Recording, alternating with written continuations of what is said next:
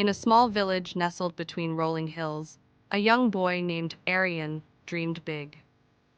Every night, he would sit by his window, bathed in the soft glow of the moonlight, and imagine himself achieving great things. The moon became his symbol of hope and perseverance. By day, Aryan worked tirelessly. He studied hard, helped his family, and never gave up, no matter how tough things got. The moonlight that guided him at night reminded him that even in darkness there was light. There were times when Aryan felt overwhelmed, when the obstacles seemed insurmountable. But every time he looked up at the moon, he found the strength to keep going. The moon, steady and unwavering, became a reminder that persistence pays off. Years passed, and Aryan's hard work bore fruit.